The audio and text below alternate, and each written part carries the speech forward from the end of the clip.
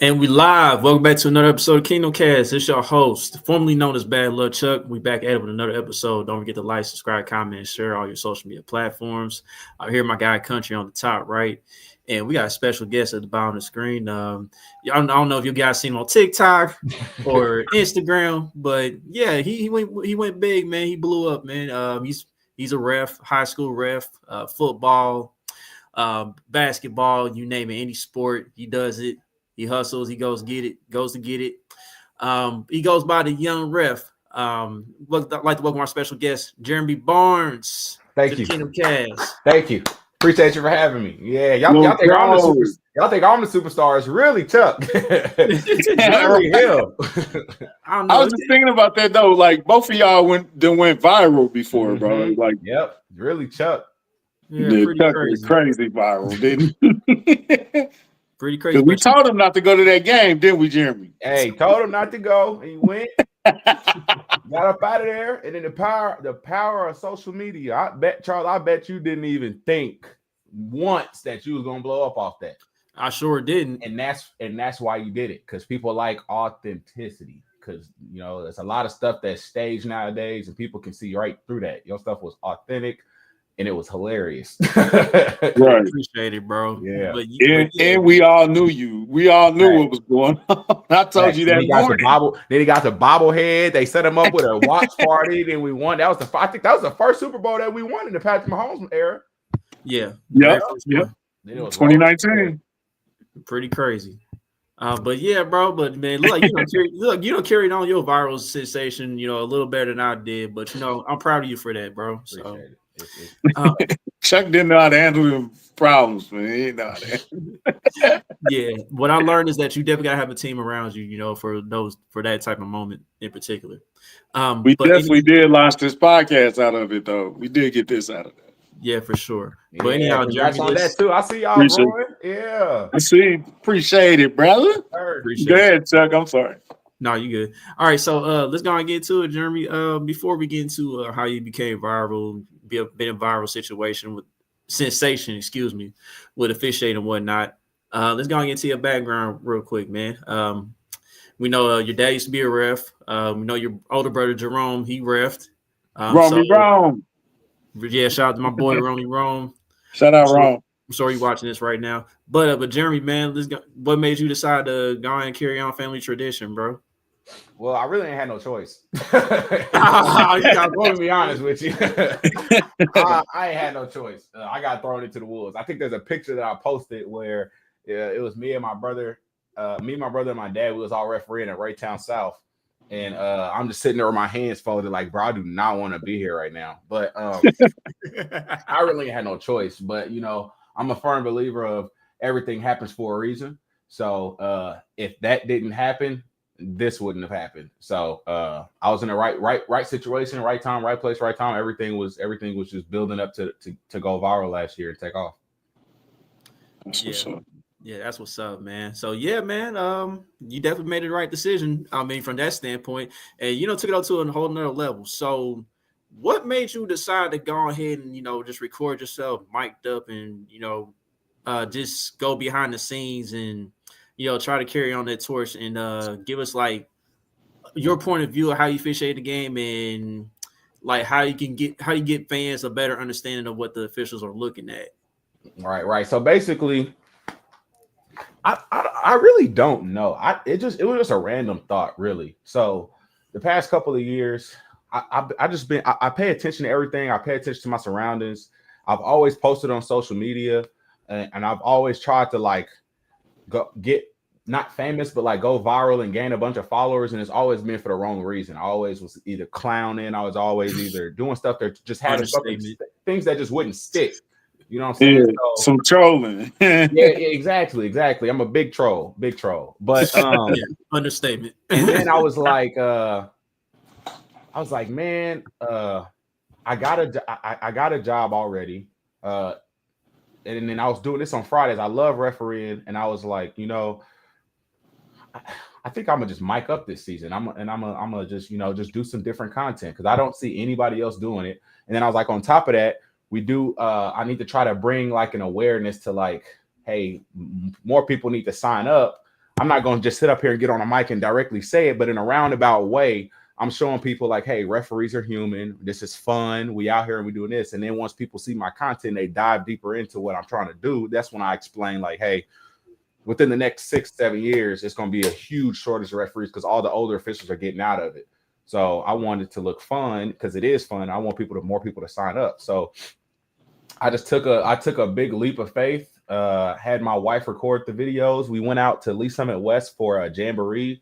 Video didn't really it didn't turn out well, but that's what we needed. So sometimes you got to get things started. You can make it look perfect later. You know what I'm saying? Facts. So we just got it started. And after that video, I think it was like our first or second game.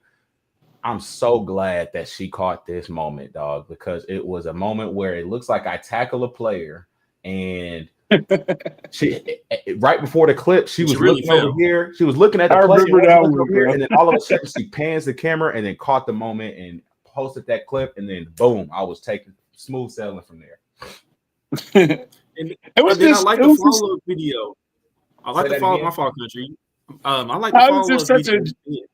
Go ahead. Yeah, it's a genius idea, bro. Like I like the follow video you did afterwards. Like you explaining to all the high school athletes, you know, like we don't want to be the show. Y'all are part of the show. Like we don't want to throw that many flags. We want to throw as less flags as possible, if none at all. You know what I'm saying? So just go out there and play the right way. So you set a great example from that standpoint after you did go viral off that short clip.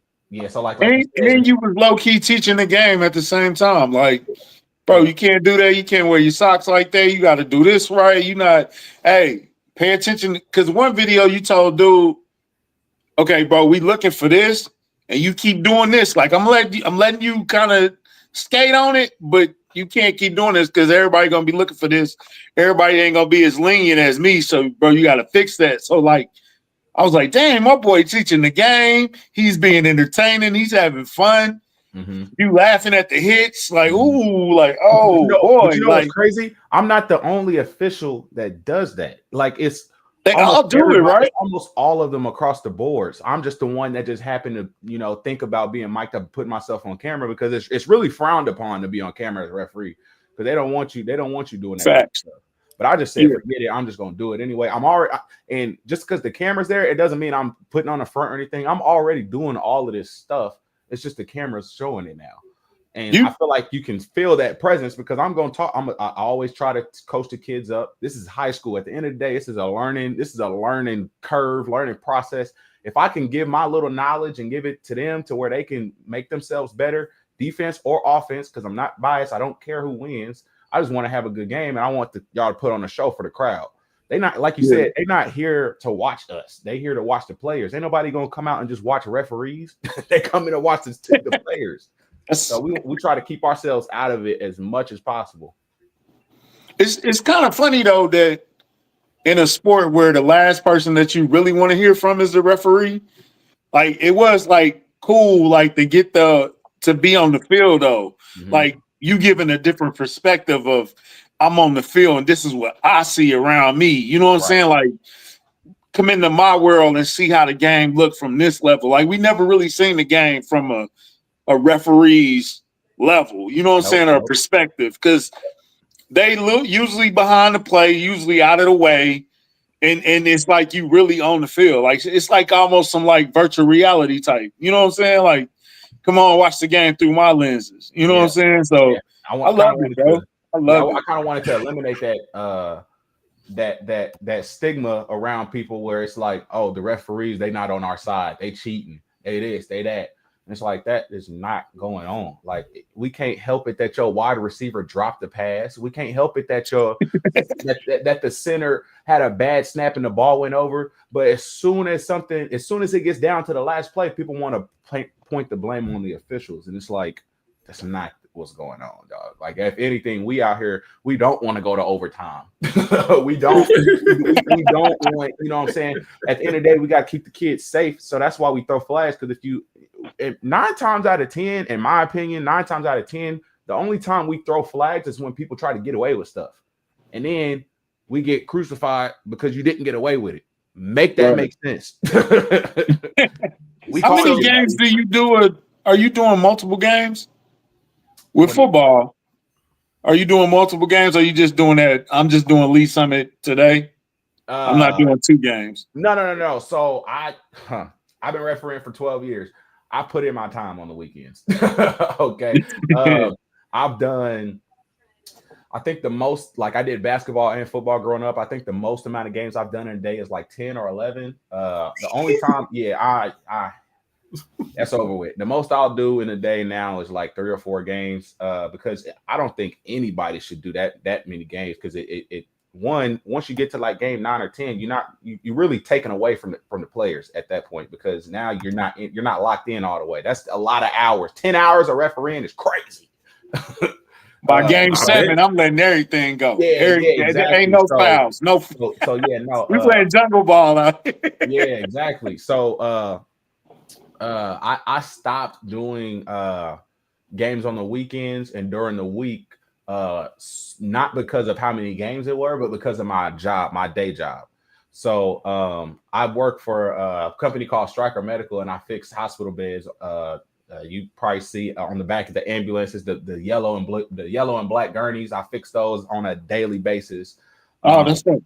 Yeah, so I go out and I can't really go referee those games at 3-4 o'clock, that the elementary school and middle school games, just because of that, my work schedule. So I had to stick to Friday nights at 7. I can commit to Friday night at 7. So I'm only doing 1 game in this varsity games. So I want to go back to what you said about questionable calls and stuff. You know how people react to those. So what do you think? How do you react to fans, questioning officials when it comes to certain calls? Like, what's your opinion about that? I don't, because nine, like I said, 9 times out of 10. No, we're not 100% right all the time. I get that. Sometimes we make the wrong call. Sometimes we make a bad call. We watch film and we go over stuff. That's completely fine. But more times than none, the fans are in the stands at a different angle, further away, don't know how to manage the game, and or have a biased opinion. So one ear and out the other. Over with. I don't even pay attention to the fans at this point anymore. I rarely pay attention to the coaches. I only talk to the coaches if they ask me a direct question. If you don't ask me a question, it's gone. Because I'm not now. If you talking to me, I'm putting my focus on you and not on the players. I'm not about to take away from the players because you upset with a call that I got wrong, that could have been wrong and could have been right. In life, everything don't go your way. You deal with the cards that's dealt with you, and you keep moving forward. You're not just dwindling on the past. Come on now. So how tough does your pen have to be in that situation? Because very, very, yeah. Because I know I've yelled at a referee before. Yeah, you gotta have that's why I'm a stand on. I believe that not every person should referee, but I feel like indirect way of building patience, become a referee. It teaches you and it instills patience in you, because you have to be patient, because no matter what, it don't matter if somebody say something about your mama. It don't matter if somebody say something about you.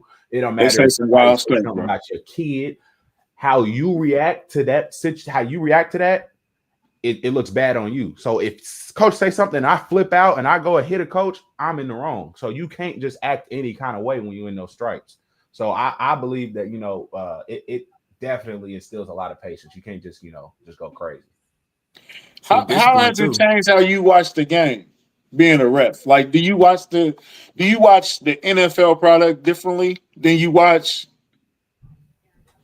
like you refereeing a basketball game? Are you watching it like, ooh, that was a foul? Like, I would have called that.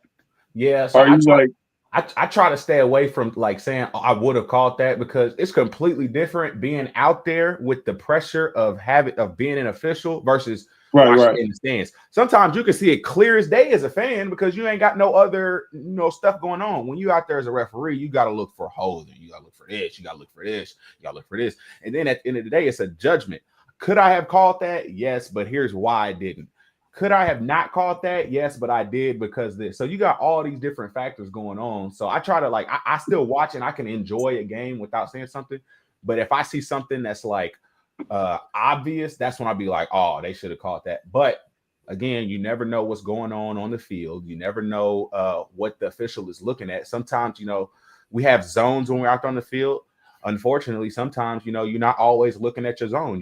We human. Sometimes we looking at the feet when we should be looking at the hands, or we looking at the hands when we should be looking at the feet. So it's a whole bunch of different things going on. So being an official, I give officials a lot more grace than regular people, because regular people think that things are just so easy, and it's not. So let me ask you this, because like I know you've seen coaches do this like pre-game or during the game, like during the timeout or TV timeout, they'll go to the ref and they'll be like, this person hacking the heck out of my player, he's hacking my arm, and you guys need to see it, scenario of that nature. I mean, do you take that into account sometimes if a coach comes over to you? And absolutely, yeah, absolutely, that builds respect with the coach, and you. If you just the type of official to just completely ignore everything the coach is saying, you're gonna have a long day. If you I respect others, and then I treat other people how they treat me as well. So if you yelling at me and all this other stuff, I'm gonna tell you initially, coach, I'm gonna watch for it. This is why I'm not calling it. This is why I am calling it. I'm gonna talk to the player and be like, hey, let's ease up a little bit, because at the end of the day, I'm not trying to sit up here and blow my whistle every single play. I'm not doing that. We're gonna be here for hours. So unless it gives an advantage, I like to tell people, unless it gives an advantage, I'm not calling it. So if we tick and tack in all the way down the field, who cares? I'm not calling that. Now, if the ball is in the air and you grab my arm down, I'm calling that. But other than that, I'm not calling anything. So I think that's another thing that is that is another thing that's misinterpreted by people. If the offense or defense has an obvious advantage, that's when you're more likely to not to see a flag. So you can see you can see a clear hold, but if it ain't got nothing to do with the play, I'm not calling it. So yeah. Have you thought about next level? Have you thought about college, NFL possibly down the line? Or so I feel like I don't feel like high school is my peak, but as of right now, I feel like it is. I did college. Was it last year? No, I did college 2 years ago. I did college 2 years ago for NAIA. Shout out to my boy Brandon Bear. He put my name in a room where I wasn't, and a guy reached out to me and got me on a college crew. So I did NAIA. You talking about Bear? No. One of my guys I went to college with. His name is Brandon Bear. Oh, okay. I thought you were talking about Bear. Nah.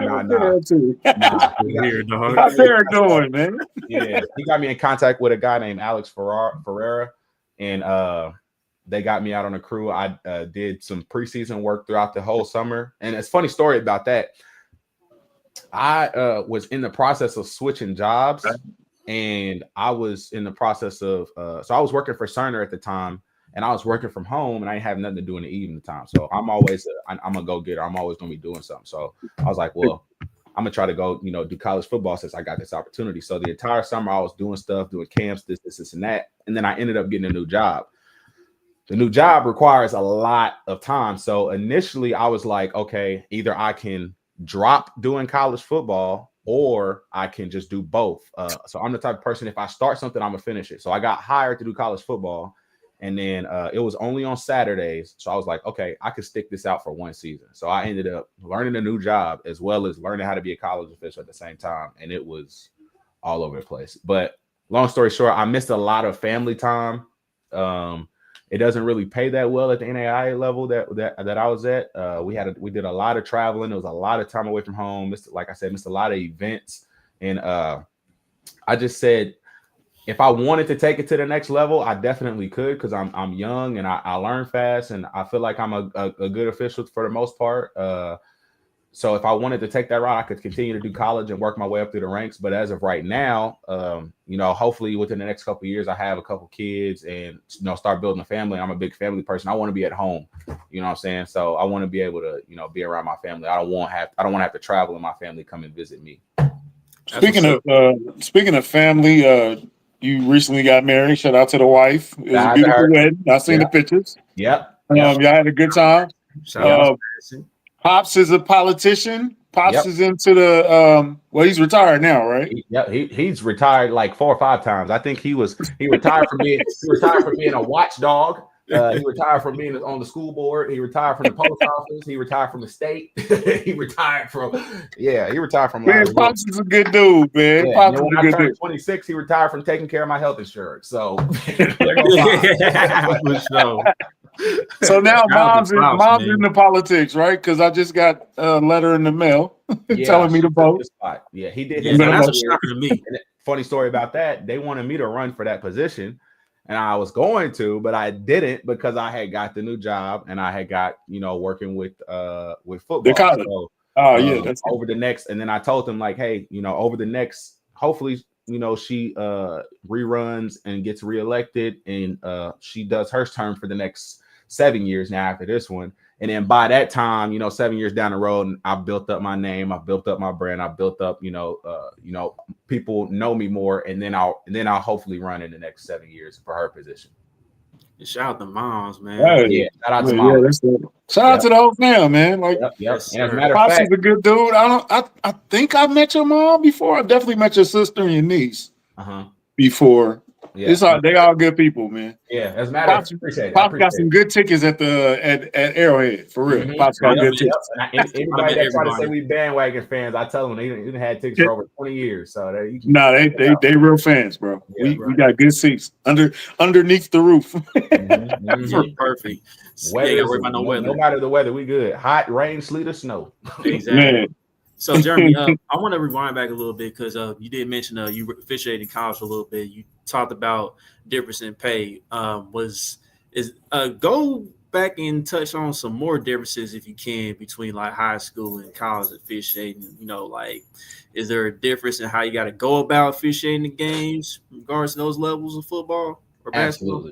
Absolutely. So, like I said before, I'm a firm believer of everything happens for a reason. And I'm glad that I had that mentality of if you start something, you finish it, you don't quit halfway through. Because refereeing college made refereeing high school 10 times not easier, but it just made it make 10 times more sense. So whenever I went back to college I took off refereeing high school for a year to referee college because I was doing a new job and everything. But once I went back to high school, it felt like a bunny rabbit versus a turtle in the difference between the level, because I was doing JUCO games as well. And the difference between high school and college, whether it's JUCO or NAIA, D3, whatever the case may be, is speed. That's the only difference. It's really speed. They don't commit many fouls at the next level. But yeah, it's just speed. You see a pass interference at the next level. In high school, you might have a little tic-tac foul, and it's like, all right, that wasn't a pass interference. In college, you're gonna see a pass interference. So you're gonna know the difference. And then on top of that as well, we had to be at the games 3 hours before the games. I think one time we had to drive 5 hours one way to a game. So as you can imagine, actually, it was my first ever college game. I went to go watch the crew that I was officiating with on Friday night. They finished their game Friday night. We drove through the night to Dubuque, Iowa. Stayed at a hotel around 4 or 5 a.m. Slept for an hour, got up and drove the rest of the way. I think we were in Des Moines. Refereed the game and then drove all the way back home. So it's a big time commitment, and that's not to scare anybody away, but that's just at the next level. You got to do those kind of things. You got to put in the work in order to get to the next level. So, but yeah, we get graded on each flag. We have to watch. We already watched film for high school, but we had to watch film, and then in each different whenever you throw a flag at the college level, in each different flag, so like pass interference, there's categories. And if what happened in that play doesn't fall under that category, it's not a foul. If what happens on that play doesn't fall under the category of holding, I think I forgot what the holding one was, but I think it's like grab and pull. If he's just grabbing them and not pulling them, but if he's grabbing and pulling, grab and pull is the hold. Grab isn't the hold. Pull isn't the hold. You got to grab and pull. So it's very technical whenever you get to the college level, and they make sure that you know that too. For sure. Yeah. So as a referee, do you feel do you feel a way when people start saying, "Well, the Chiefs get all the calls because they got the refs in their pocket"? Like they paid them off. You know what I'm saying? Do that personally make you feel like, we don't do that? Like, No. do you feel a way about that? No. If anything, it's funny because it just shows that they don't have any other excuse, because it's literally that's how people act on in youth games and high school games. When all else fails, blame the ref. Yeah, we just got Tyreek Hill just dusted us down the field, but the referee blew the whistle too early, and gave our defensive player didn't give our defensive player enough time so they could guard him. Yeah, Patrick Mahomes just threw a perfect pass through 5 defenders, but yeah, it was the referee that didn't call this. Like, give me a break. People be trolling, so I gotta also take that into consideration. Rage baiting is a huge thing right now, and trolling is a huge thing right now. So a lot of people they know what's up. They know the refs ain't cheating. Hey, Jeremy, I ain't gonna hold you, Jeremy. I ain't gonna hold you, dog. Angel Reese, Camilo Cardoso, they've been getting hacked every game. They hardly get any calls, man. I'm just saying, bro. But that's on the coaches too for not pointing out. I don't even know anything about it. I don't watch a lot of WNBA. If I seen what you was talking about, I'll be able to speak on it. But for the most part, I guarantee you, referees have to answer to certain people. Mm-hmm. For and sure. If you got to answer too many times to that certain person, you ain't gonna be here. You gonna answer to the unemployment line. Simple as that. You ain't gonna be refereeing. They not just gonna go for anything. So, what's fun? What's more fun, or what do you like more, basketball or football? Football by far. Because basketball, that's a lot. You got to run just as much as they do. Yeah, Mm-hmm. I tried doing some content, and that's kind of why I slowed down, because with posting content is because it felt like I was just pushing stuff out just to stay relevant. And it was kind of like watering down what I was doing. So I kind of took a step back and I'm like, let me just relax. You know what I'm saying? Wait till football season come around. I got some other stuff coming up, but I tried to do stuff for basketball. I just can't do it, because like you said, it's constantly up and down. You got your whistle in your mouth the whole time, so you kind of like muffling. And then on the top of that, as a referee, you're not really talking a lot. So anytime you talking in basketball, it's kind of like not forced talking, but like you just telling the defenders like hands, or you talking to the coach doing something like that. You're not really talking out there when you're doing basketball. just a whole video of breathing. Just no, literally, yeah. No. But basketball, it's fun. Don't get me wrong, but it's just, I don't know why it is. It's just not as fun as football. It's nothing like Friday Night Lights, man. Going out there, smelling the popcorn, seeing the people in the stands, watching the players. It's just, I don't know. It's that adrenaline rush from football to basketball is just completely different. Right. Absolutely, because the way basketball is going now, yeah, I'm with you, man. Basketball used to be my first love, bro, but yeah, it done switched to football now. I don't know. Them basketball players getting that money. Them basketball players getting that money. Oklahoma was like $500 million right now. Baseball getting that money too. It ain't like soccer money. You not into baseball? You not into baseball, Jeremy? No. Absolutely. You never did baseball before? Never touched a baseball umpire outfit in my life, and it was because that was because of my brother. He used to tell me how hot he would be out there, and I'm like, He would tell me that wrong right now. More power to the MLB and all the baseball people. Y'all got it. Jerome would tell me about that. Jerome. His brother is beyond. Jerome is hilarious, bro. I love Jerome to death. He's very genuine, very loyal person, but he is hilarious. And he used to just get paid from reffing and just put the check in the drawer. I'd be like, bro, cash the check, bro. Putting the check in the drawer. Yeah. Jay, he's something. Jerome is hilarious. He's the reason why I have the name the Young Refs. The Young Ref was his PlayStation gamer tag. I was just about to get into that. Yeah, it was his gamer tag. And then he got a job, and then he stopped refereeing, and then he wasn't playing the game as much. And then I said, give me that. Took it, made it my gamer tag. And then then I started. I had a couple different usernames online, and I was like, nothing would just stick. And then I was just like, I'm just gonna put the young ref because everybody knows me for refereeing. I'm always refereeing, so I just stuck with it and then turned it into a brand. And then, like I said, everything happens for a reason, and here we are today. People know me as the young ref. I was definitely about to ask you how you passed that down to you, but instead you just snatched this chain. Yeah. He just snatched my boy chain, man. You know what they say? If you don't use it, you lose it. Hey, let us in on some of this stuff, man. You did a lot of traveling. Like it's almost hard to follow you these days, but you did a lot of things over the summer. You did some youth camps and some Under Armour things. Like, how was that, bro? It was fire. I went out to Under Armour I think that was over Christmas. It was for the new year. So they reached out to me because they saw that I wear their shoes in my videos. And then they sent me like 2 or 3 care packages just full of Under Armour stuff. So it must be nice. So what I did was hi, Under Armour. What's up with you? They've been in contact with my agent. Hopefully I get back out there this year. But the first care package I got, I knew that I was potentially going to be getting more stuff. So what I did was I just took all of that stuff and then gave it back to the people that helped me get to where I was. So I sent some I got one of my friends in Ohio. His name is Drew. I sent some to him for helping me out editing my videos. And I gave a lot of it to my officials on the crew because I was like, y'all let me do this. This is my way of saying thank y'all. You know what I'm saying? Hopefully I'll be able to do something bigger later. But as of right now, here y'all go. So I brought it to our last game and they took their pick and then we moved from there. But yeah, Under Armour was cool. I did a Gatorade brand deal. Just got done doing a Bombas brand deal. Hopefully they swing the block, spin the block, because I'm probably not gonna wear another sock ever again because them socks are so comfortable. I normally don't like spending money on like things like, I mean, don't get me wrong, I'll buy some underwear, but I'm just not about to buy like a $20 pair of underwear.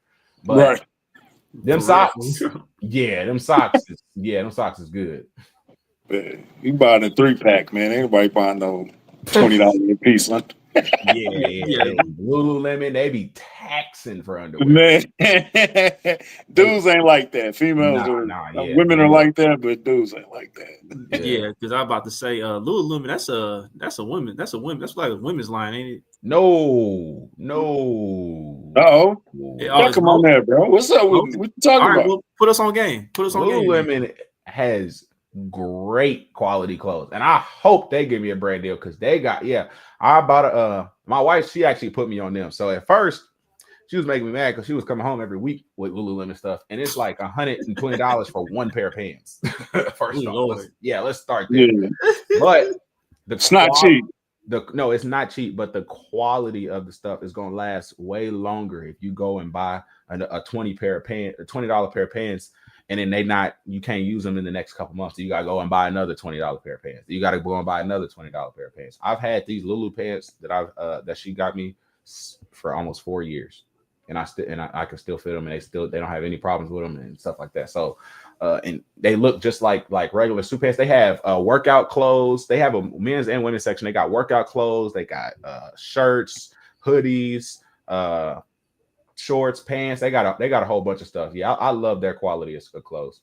Look, he already preparing for the deal. Look at you hear that house, Phil? You just need to call Tyrone. Oh, baby. But speaking of merchandise, man. I was just about to get in there. I see you rocking your own hoodie, Be the Difference. So what made you come up with that brand, and what made you decide to go ahead and launch it? Yeah, so I know so when we were pushing everything, I know I'm only going to reach a certain amount of people trying to get people to sign up to referee. So with getting the traction and the following and the views that I've been getting, I'm like, okay, my wife was like, how can you make this a more of a universal to where people can relate to it? So then I was like, So then I just start throwing ideas in ChatGPT. I was like, okay, I need a slogan. And I was just like, something, I forgot what I typed in. It was like this, and this. And then one of it stuck out to me. It said, be the difference, be a ref.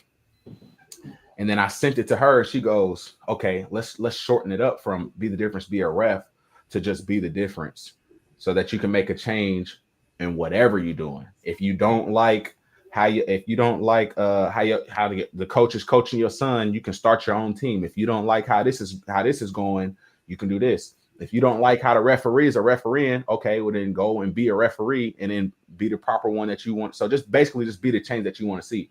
And then we also thought about the design. She was like, okay, so how can we make it an attention grabbing design instead of just words? And then she was like, well, you see people doing like the arch and like the backwards letters and this and that. She was like, well, what if we turn it into a smiley face? So if you look at it, it's a smiley face from a distance. Yeah. So you got the and then difference. And then she was like, we can change the letters on difference and make it backwards. So then what we did was we changed the letters to make it backwards, and then we flipped it upside down.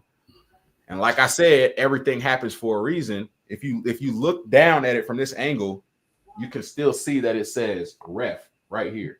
Mm-hmm. So we still got the referee stuff in there, as well as, the whole meaning, having a positive attitude, giving people not necessarily giving people the benefit of the doubt, but giving people more of leeway before you start just berating them.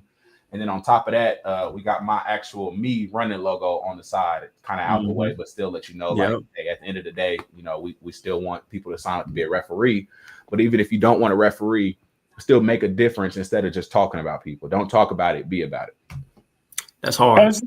Has any like referee reached out to you? One of the old head referees, like, man, I like what you're doing, youngin. Like, keep doing that and showing love to us, man. Yeah, a lot of referees. Are you getting love? Or are you getting a lot of backlash? Or are you getting love?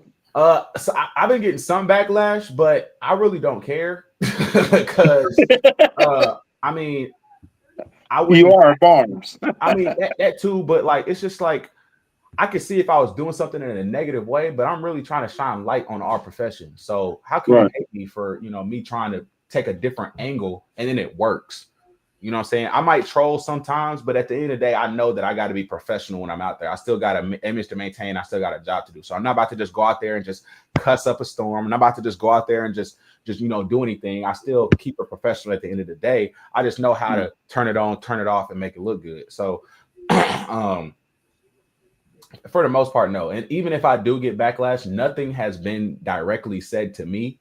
And for me, if it's not directed, it's not respected. So I don't care what people got to say. If they got a problem, they can come say something to me. So that boy gonna throw that Jay-Z lyric in there like I didn't catch that. Bro. Hey, you know what I'm saying? If they do, hey, I don't care, man. So yeah, for the most part, I've been getting a bunch of love. People have been telling me like, man, I wish I would have thought about doing something like that because I do the same thing that you do out there, but I just didn't think that we could do it. I didn't think that how did they allow you to do that? And I'm like, shoot, they didn't allow me to do it. I just did it. You know what I'm saying? There wasn't no rule saying that we couldn't do it. Only thing that I do is I reach out to each school. I reach out to each school's athletic director and let them know that I'm coming and then ask for permission to do it.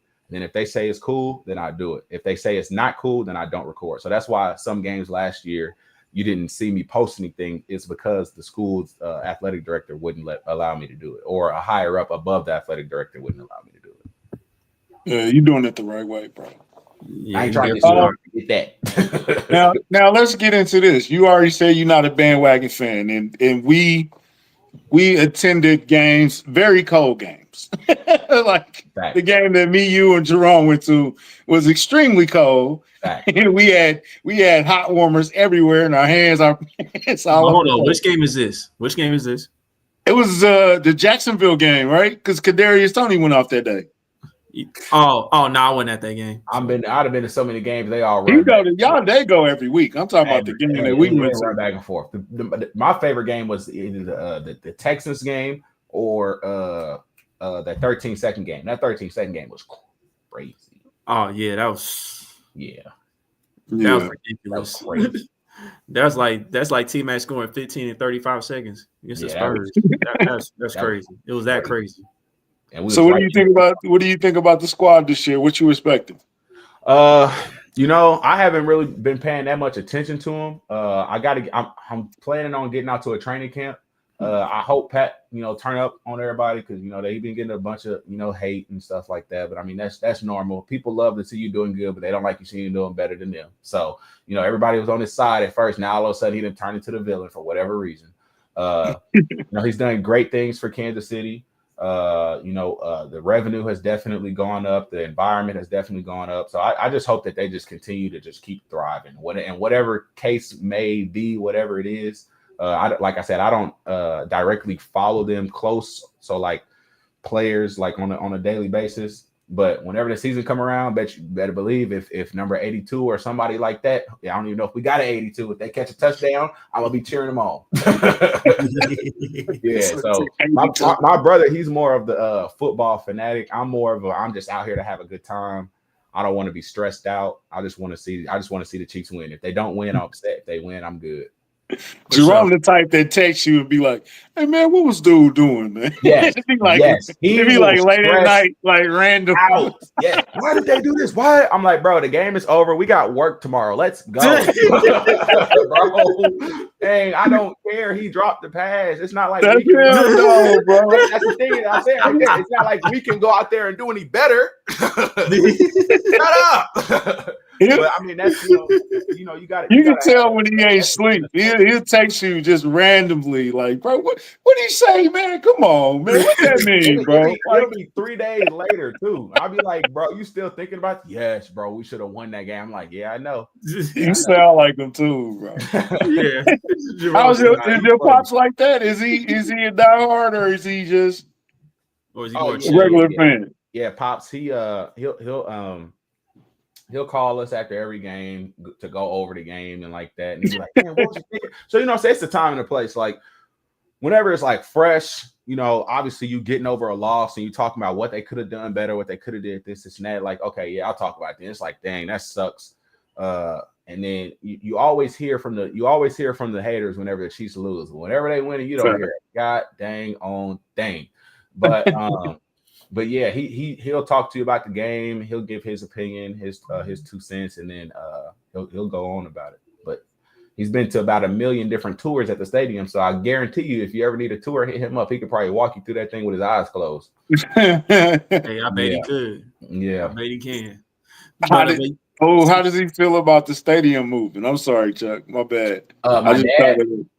Yeah, I'm not sure. Like I said, I don't really like talk like about certain things like that, just because I just don't know, or whatever. I mean, I'm a big person. I'm like, I control what I can control. If it happens, it happens. If it don't, it don't. We're gonna have to figure out what we're gonna do either way. So you know what I mean? So you can my best bet, what I tell people is just do your education, do your research, and then go about it that way. And then whatever happens, you roll with the punches that's given to you. So I got a few more things for you. First off, are you going to be doing more content at Arrowhead Stadium at the tailgate this year? Are you going to do some more videos in regards to that? Or are you putting out on back burner? I think so. It just depends, because it just depends. If my wife comes to the games, potentially, but like whenever we do that, we either gotta take 2 cars. So the first car is for parking. The second car is the camera person got to get in and get out. Mm-hmm. And then if it's just 1 car, then we gotta record. Then we gotta take the camera back to the car. Now the camera's sitting in the car, and then you gotta go back into. It's just a lot. So it just depends. I'm gonna say yes right now, just because we want to. When football season is around, we just want to have as much content as possible. Not necessarily post it the next day, because it takes a while to edit. But just having as much content as possible, I want to say yeah. And then another thing, you watched the Super Bowl.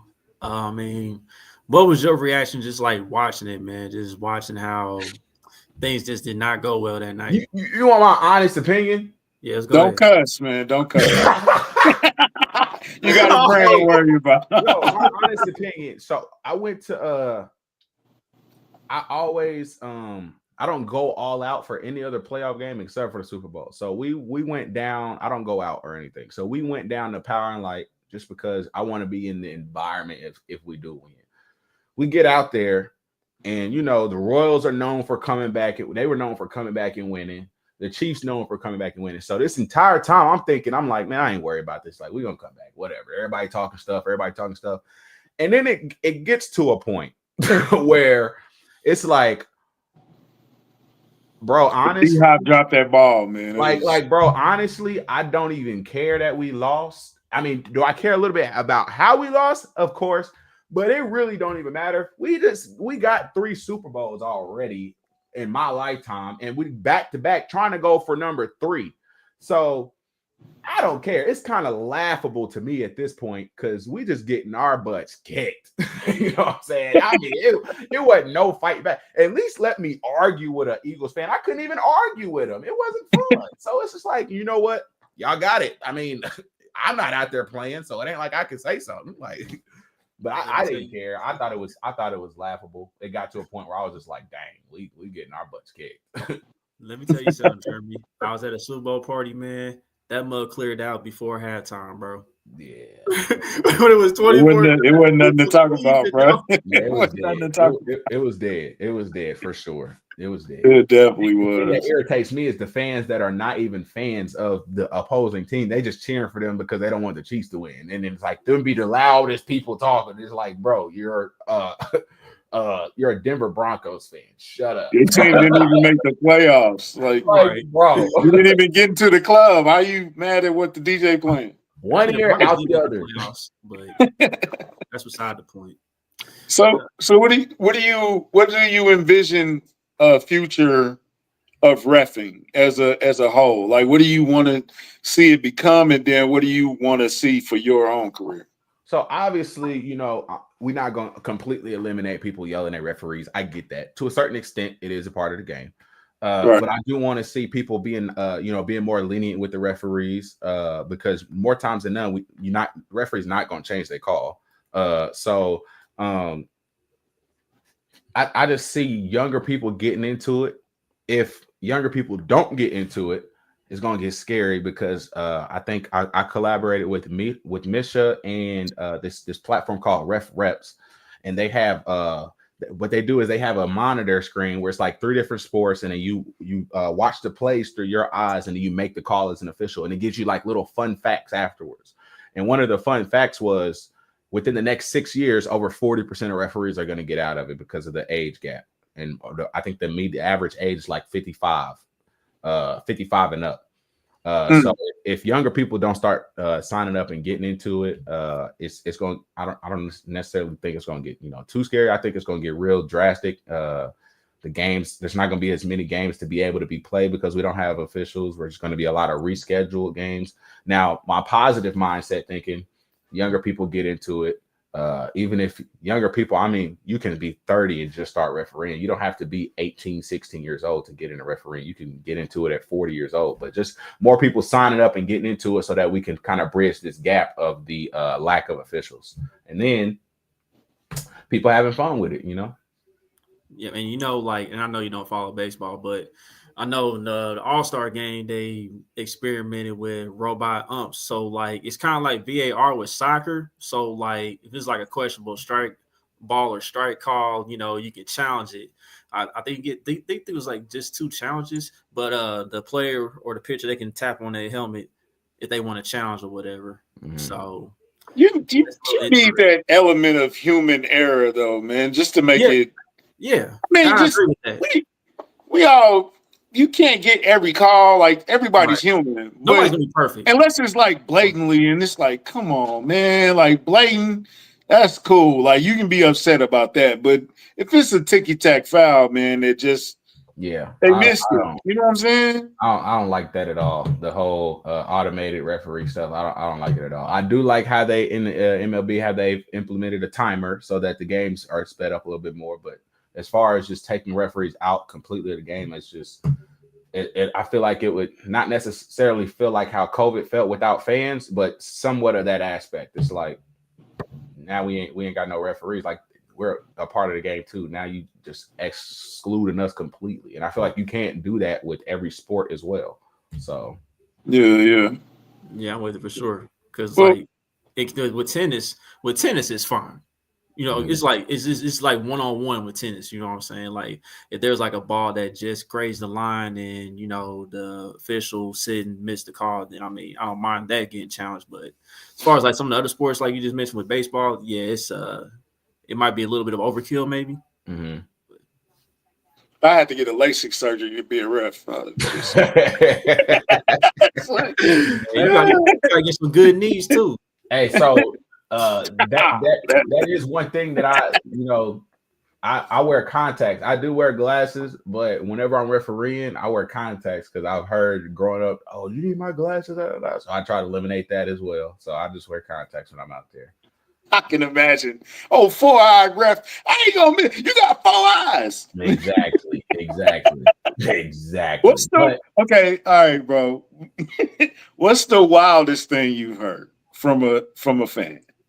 We're not condoning it. We're not saying it's right, but I'm saying like, what's the wild? What did you hear and be like?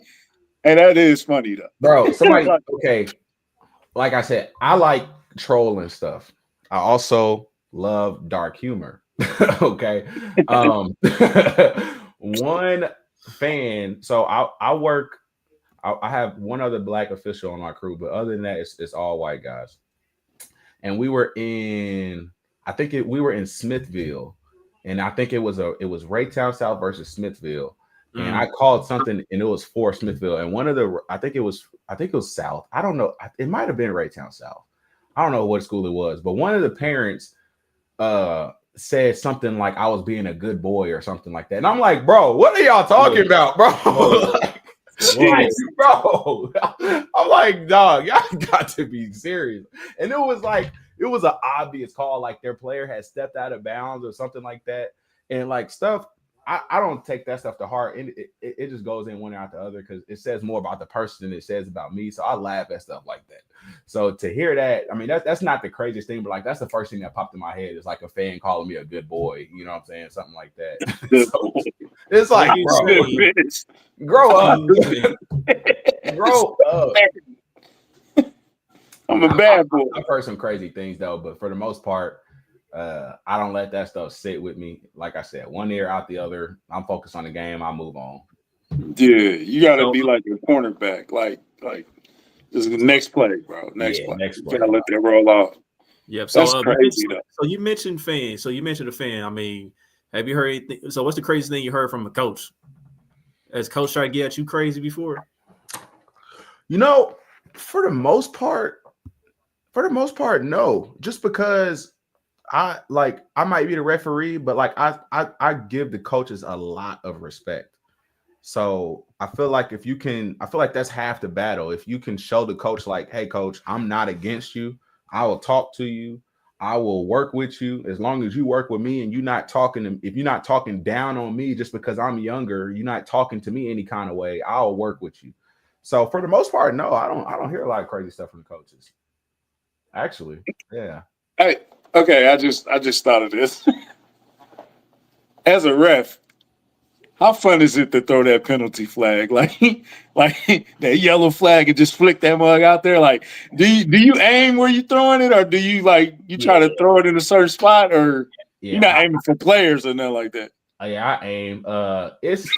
It's fun, but it's also like you get like a rush whenever you throw it because like as soon as you throw it, one side's gonna be happy. The other side not. So now you got to think about, okay, what number was the foul on? What foul was it? Where's the ball at? All this other stuff. And on top of that, you got players yelling at you, coaches yelling at you, fans yelling at you. So it's like, once you throw that flag, it's like you open the floodgates just for problems to happen. But once you learn how to deal with all that and just X off the noise and stay focused, it's you good. You can enjoy it. But it's fun, but I don't like throwing flags because, like I said, I'm not out there to throw flags and delay the game or give an advantage to one side or the other. I'm out there to make sure nobody getting hurt. And you want to get in and get out too. Yeah, exactly. Exactly. And you've been working. Yeah, I've been working. I done worked 4 games a day. Like, come on, y'all. Well, not even that. It's like it's Friday. I done had a long day at work already. Right. I'm coming to referee, man. I ain't trying to. I'm already the back judge, so I'm running up and down the field the entire game. I'm ready to go. And I ain't gonna hold you, Jeremy. We done seen instances in all kinds of sports, bro. We seen instances where a game should have went to overtime, and the ref just decided not to call anything. Like, man, I'm trying to get up out of here. See, that is wrong. That is wrong. He's like, man, I had a long day at work. This is gonna be a quick one tonight, fellas. Man, somebody could take like we in the day and age of things are on camera. You can get fired for something like that. So I feel you. It's all fun and games to talk about it, but at the end of the day, you could lose your job for doing something like that. So I advise you not to. But it's a pride thing too. You don't want to be looked at as the lazy ref. That guy. It's like, oh God, yeah. Hey, Jeremy's reffing tonight, you guys. You know how that is. Like that guy. Nah, you never want to be looked at as that. I mean, obviously there are some refs out there like that, but we got a shortage of referees. It's either we get this guy or we don't have a game. What do you want to choose? Yeah. Y'all get out there and volunteer, man. I know it's a lot of dudes out there that y'all already participating with your sons and all that. Get into the football. If I was younger, I would do it, definitely. But like Chuck said, I got bad knees. I'd be out there in the fourth quarter like, take me out. Hey man, you would be surprised. If you could do the white hat position, I think you could get out there. White hat. It is the game. Like when you're watching, like my son plays football, so I'm watching. You get caught up in the game. It's still the game. Yeah. You know what I'm saying? So before you know it, oh shoot, game over. You know what I'm saying? But I might be able to do it, man. We got to get new people out there, man. Y'all sign up, man. Where do we need to go to sign up? Do you know? Yeah. So I have a link in my Instagram bio. And on my website, right up under the picture of me, when you get on there, it says "Become Official." It's in the officials tab. So anybody that asks me to, and if you go to my Instagram page, I got it pinned on a post of how to sign up to become an official. So the NFHS reached out to me and they gave me a personalized link so that I can track how many people are signing up through my link. So the link, you can sign up for any high school sport that's available across the entire United States, no matter what state.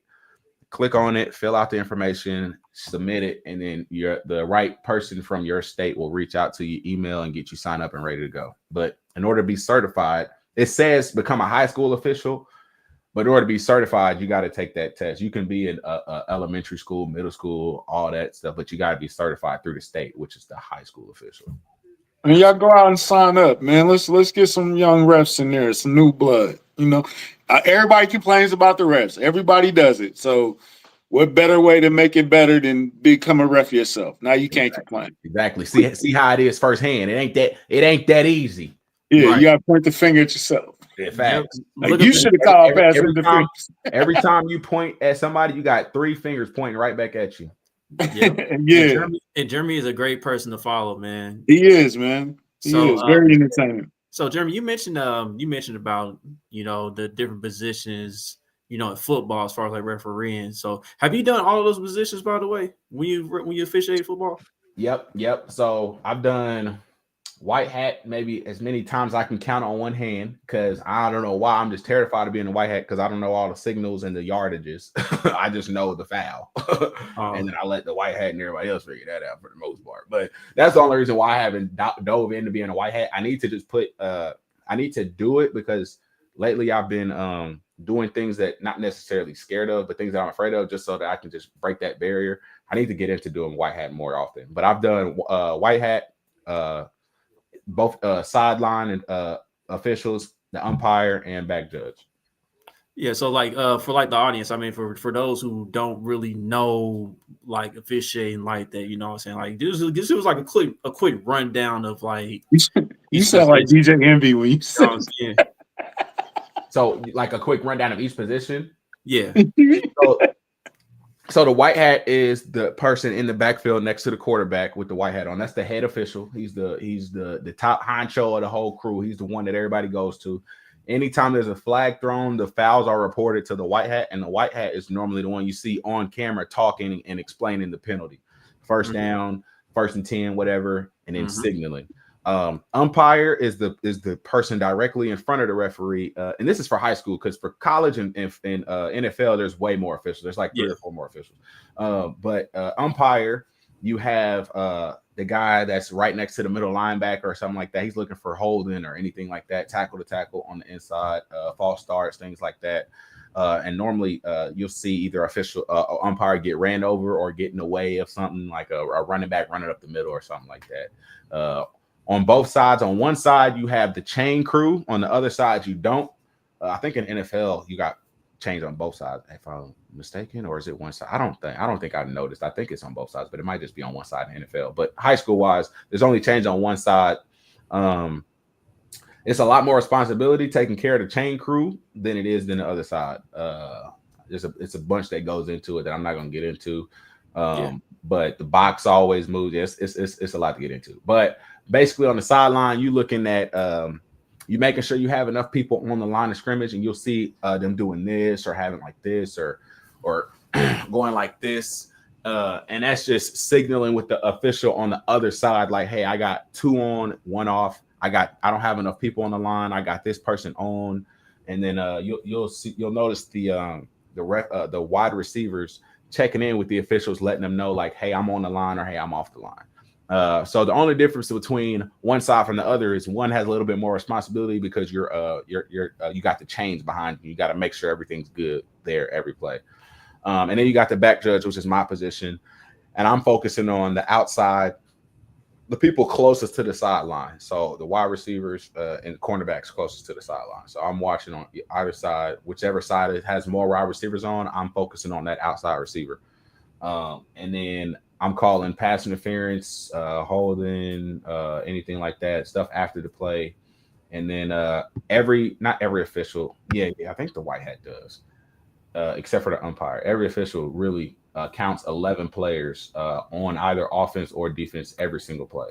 So it's a lot that goes into it that a lot of people don't see. But yeah, we actually going out there and doing things literally every single play. Well, there you have it, y'all. There you have it. So you want to become a ref? Follow my boy Jeremy at the Young Ref. You know what I'm saying? Follow his journey. And like you said, you want to sign up, go onto that website that you suggested. Yeah, so support the content, man. He put in good work, man. And you got a good team behind him, good people behind him, a good village, man. I appreciate it. We both known you since you were like a kid. So I know you since you was a baby, my boy. I say y'all know me before baby. I was even a thought. So he used to swing by wings and things. I'd be like, man, wait, what do you want? Yep. I saw Jeremy. He was an infant. Yep. Yeah. But he always been good people, man. It's dope to see your journey, man, and dope to see the man you become, a very professional man. I think booking this was very professional, and I love that. And hey, man, keep doing what you're doing, man, and keep putting that word out there. Get these people, y'all sign up and become a ref, man. Just try it out for a little while. You know what I'm saying? See what they do. Yeah, you ain't got to do it for 4 or 5 years. You ain't got to have my philosophy. You ain't even got to do it for a full year. Just sign up and go out there and see how it is. It's fun, bro. I promise you. I just texted my wife the other day. I can't wait till Friday nights this year. It's so fun. What up, gang? I thought homie was who is that? This Bengals troll. This is Bengals. Nah, that dude will never be on the show again. Yeah, we're not doing that again. Yeah, so man, Friday Night Lights, man, I bet that's a moment. Like every time you walk on the field, the lights is going, the crowd is crazy. They got the bands and whatnot. You get the opposing side, you get the home crowd. Like I can imagine that being dope every night. Do you ever feel yourself getting lost in the moment or before the game? No, because I mean, like I said, at the end of the day, I'm out there to do a job. Yeah, at the end of the day, I'm out there to do a job. I got a patch on my shoulder with Misha on it. I'm representing Misha every time I'm out there wearing that patch, and I want to make them look as good as possible. I want to make myself look as good as possible, and I want to make my crew look as good as possible too. So that man had fans cheering for him. Yeah. So I'm not gonna lie. Whenever I started blowing up, and then the fans, like the student sections, was cheering my name at the end of the game and stuff like that. That was a cool experience. I had one kid, he wrote my name on his undershirt under his pads and showed me mid, like at the end of a play. He was like, bro, I got your name on my. I'm like, bro, this is crazy. So like little stuff like that, like I don't necessarily get lost in the moment, but it's just like it humbles me just to know that the impact that I've made, and it just lets me know that I'm doing the right thing and doing it the right way. So yeah, bro. Man, keep on being entertaining, man. You are funny. I think you taught one kid. There's some dope kicks. Facts. He had on. I think he had on some. I think of Pebble LeBrons, and somebody don't like LeBron too much, so you might have to not say that name. and on that note, he do know you, Chuck. Hey, listen, we're not gonna get into that because we get exposed every day. But Jeremy, man, we appreciate you hopping on, bro, man. No doubt. We look forward to what you got coming up, man. Thank you. I apprecight y'all for having me. This was and we get to say we knew you when you become a politician, and you know that one day. 7 years. Not 7 years to not mess up. Yeah. Stay out of trouble. Good. All right, appreciate you, bro. Yes, sir. Yeah. All right, so country, man. Training camp got started and stuff, man. So let's go ahead and chop it up about that real quick before we get up out of here. Yeah. So we saw a few clips of Josh Simmons. You know what I'm saying? What? Is he healthy? No, just kidding. Right. So what's your initial thoughts for what he's done so far in camp? Let's clarify. Okay. I'm not mad at Josh Simmons. I think we made a good pick. I think if he is completely healthy, if he is fully healthy, I'm behind him 1,000%. I know people don't think that or don't think I feel like that, but I do still feel the same way of if he's healthy week 1, he's gonna be healthy week 5, right? Like it ain't no rush. But from all indications, these first 3 days of camp, he's looked good. He looks strong. The footwork looks there. Him and we haven't heard anything about Kingsley, which is a good thing. I think that you're not hearing his name. Jalen Morris playing right tackle. Jawan Taylor being hurt gave him an opportunity. It looks like he's taking advantage of that opportunity. So if Josh is week 1 starter, I'm not mad about him being a starter week 1, but you cannot take him out. You just got to live with it. That's not happening. And I know Boogie says, well, why do you think they would take him out? It's just because the only previous knowledge I have is they've seen a guy, they believed in him apparently, and then when he started getting his ass kicked, they pulled him out. Like I haven't seen anything else to say to the contrary. You know what I'm saying? So if he starts week 1, he need to be starting week 17 too, no matter how good or how bad it looks. He looks good right now. He looks good. Sunday pass go on. That's what we all been waiting for. I want to see that, but then I want to see him. When is our first preseason game?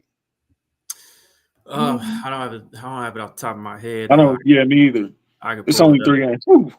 So I want to see him with pass, and then I want to see him against D-Mac. Got the whole checklist. So as long as he keep knocking those checks off, I ain't mad about it. I'm really not mad about it. But only thing I'm concerned about is last year we had the same faith in Kingsley, and then y'all pulled him week 3. You feel me?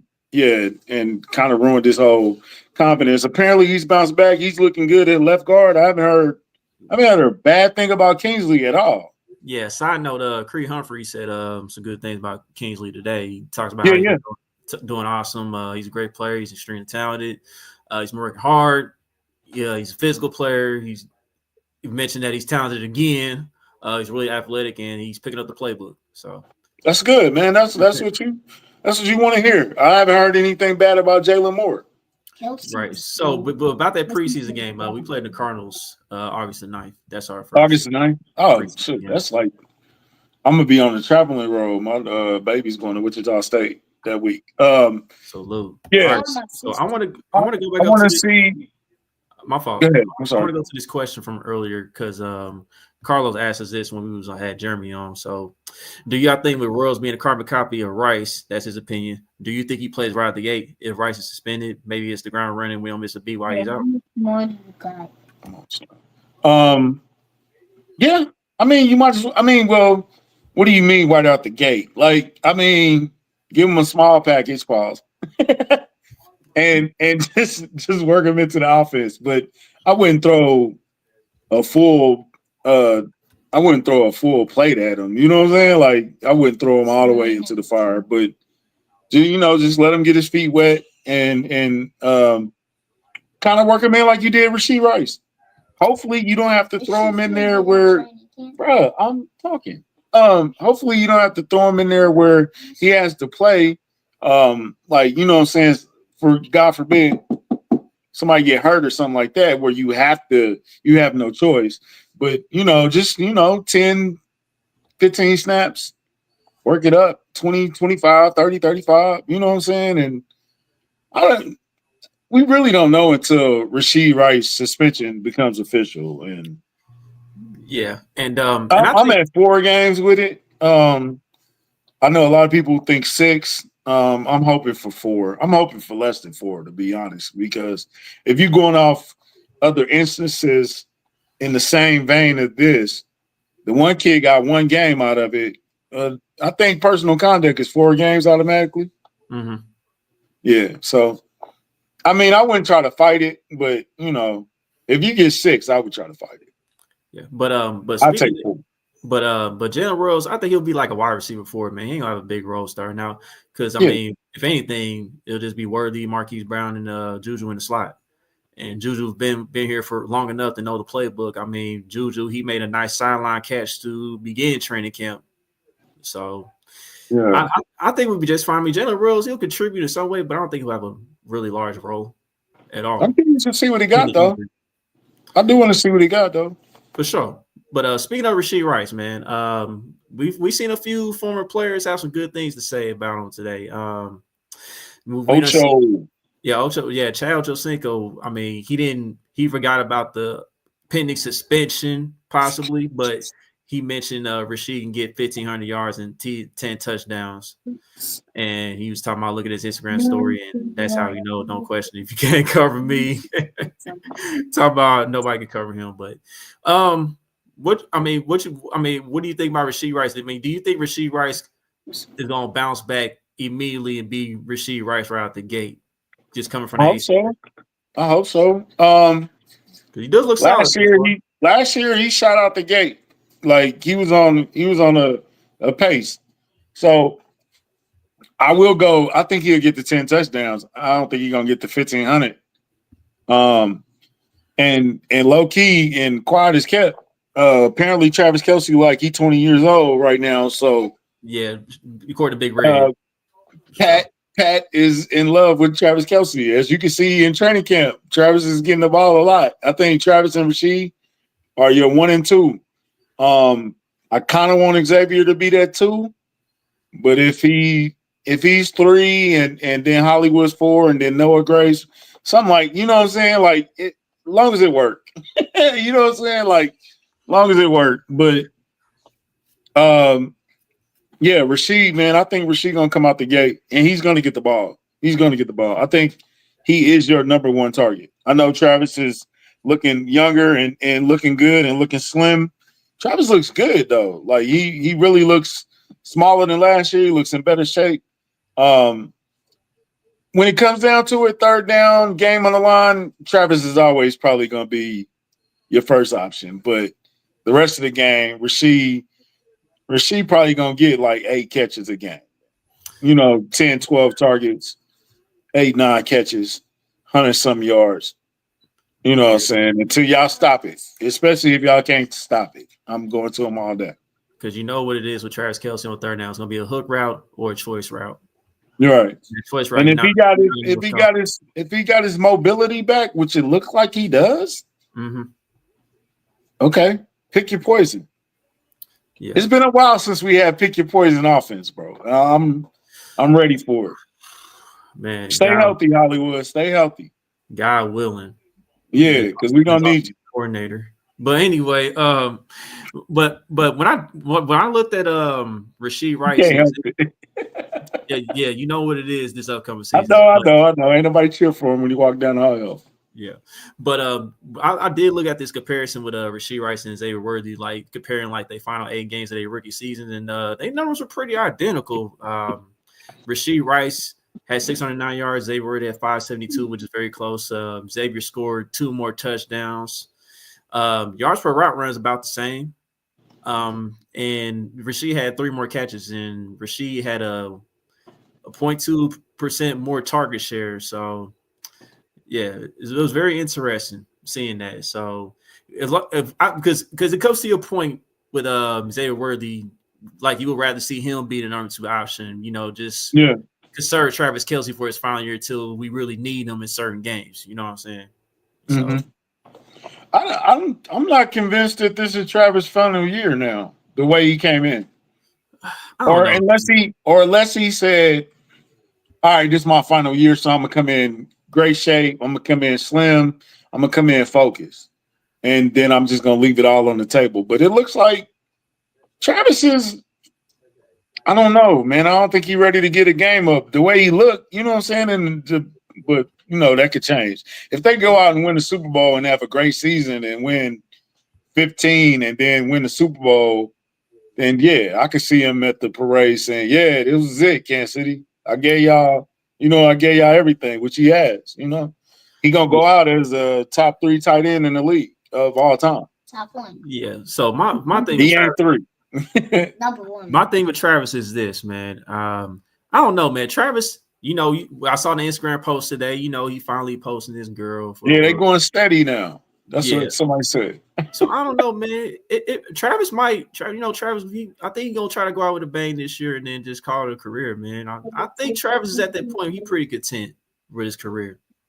That's just me, my opinion, when it comes to Travis. But another guy I want to talk about offense, man, Kareem Hunt, man. Kareem Hunt definitely looked like a guy that didn't just get off the couch, bro. He looks more in shape. He looks more explosive. He looks slim too. Yeah. Yes. So what do you think about Kareem, man? Kareem looks a lot more explosive. But hey, he didn't come off the couch. He wasn't sitting there watching games. He been focused. He been dialed in. He definitely gonna be a third down option. He looks slim. He looks in shape. And then hopefully he passed the game down to Brashard Smith. And I don't know, what is Elijah Mitchell doing? How's he looking? I haven't heard his name a lot. Yeah, I haven't heard much. In a good or a bad way. You know what I'm saying? So I seen Brashard Smith is allegedly catching these balls, but we don't never see no video of it. Chuck getting cussed out in the background. Nah, I was talking to my little sis for a sec. But anyway, what Big Red said today about Kareem. He said, expect good things. He'll be in there rotating. Like he mentioned, he most likely gonna be the third down back in the beginning. He just mentioned that he's just a good, solid football player, and he loves having him here.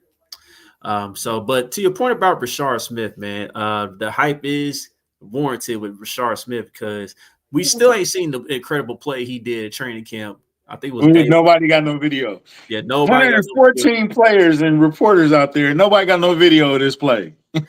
But he did line up at wide receiver in the install, whatever. Yeah.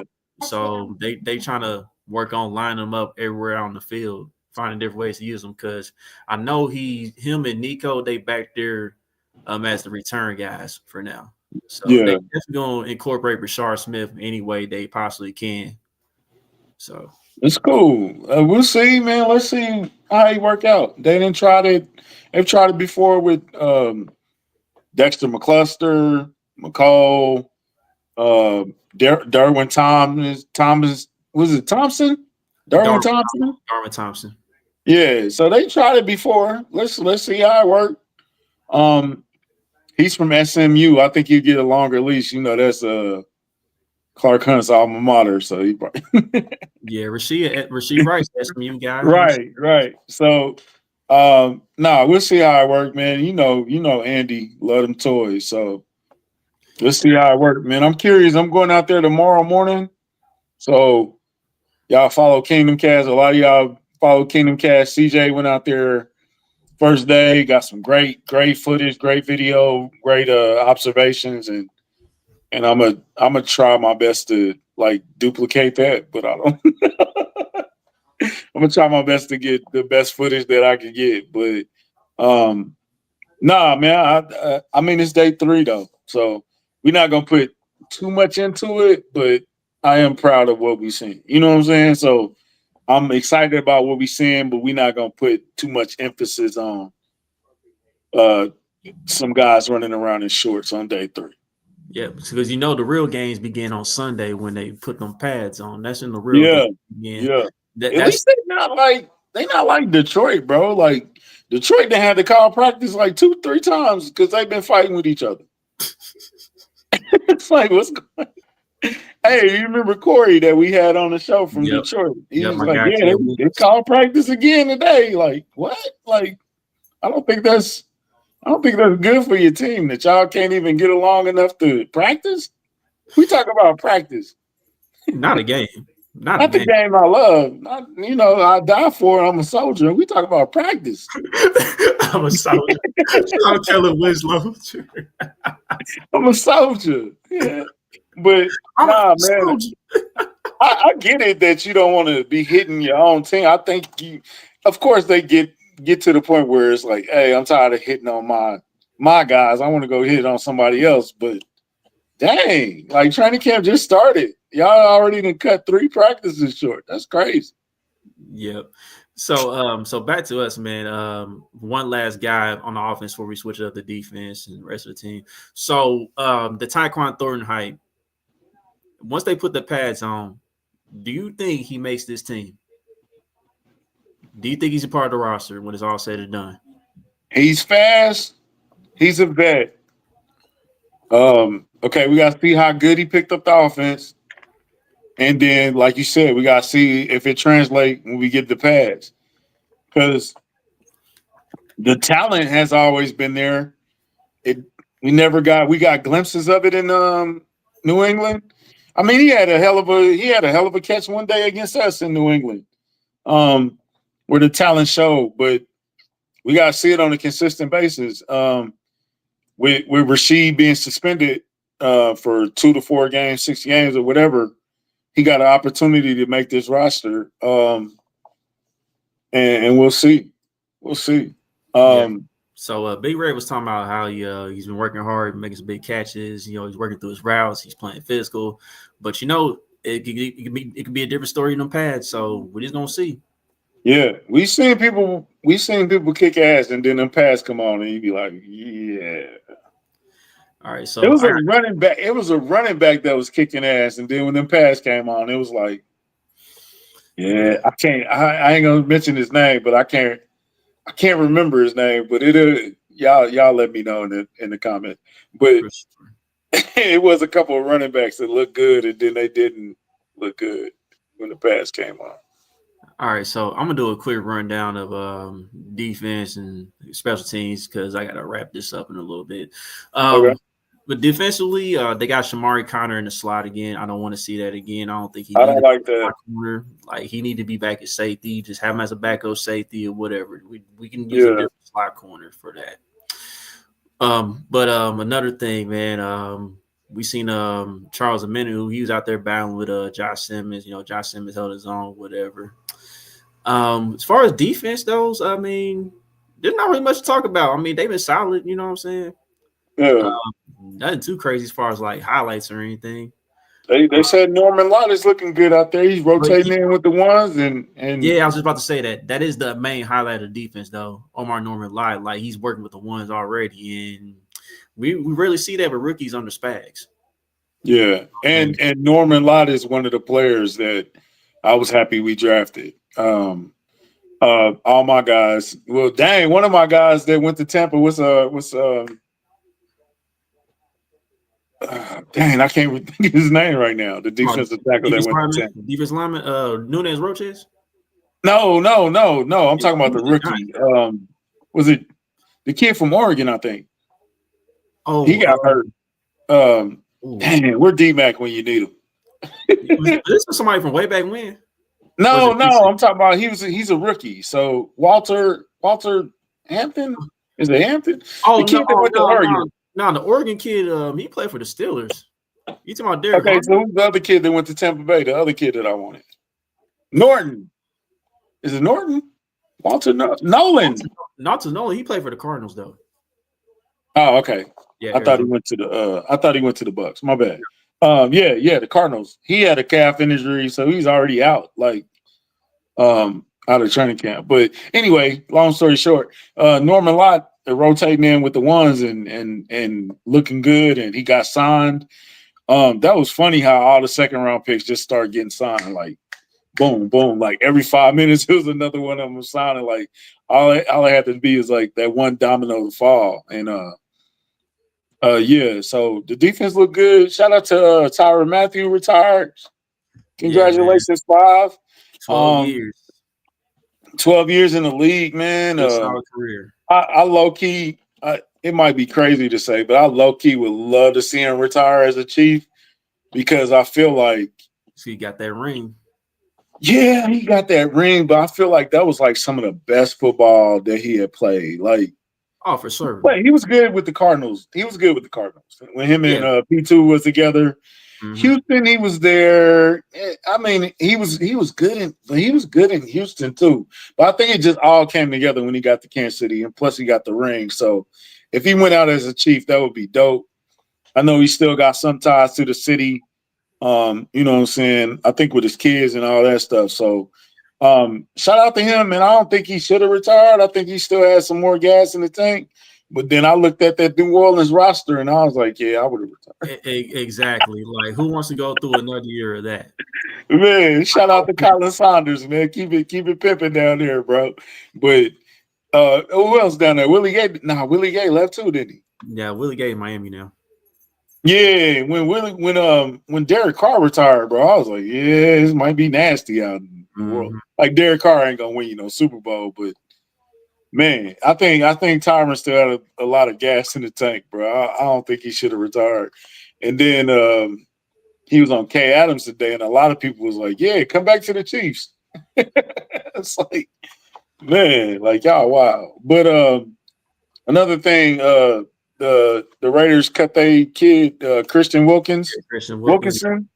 Yeah, so they voided the remaining $35 million of his guarantee. Yeah, so he didn't go about rehabbing the right way with his knee injury. They didn't. No, he had a foot. He got a foot. Oh, a foot injury. Okay. So my bad. Either he's not doing it. He's not doing the surgery that they wanted him to do, or he's not really. I guess he's not forthcoming with his injury. So I would be leery of that, but I would bring him in. And I mean, if he was available, come on, that's a good talent right there.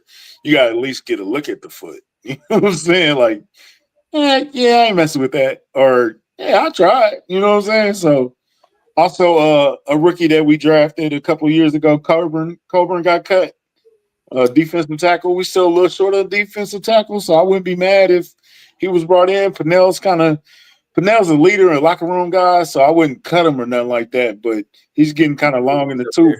He's up there.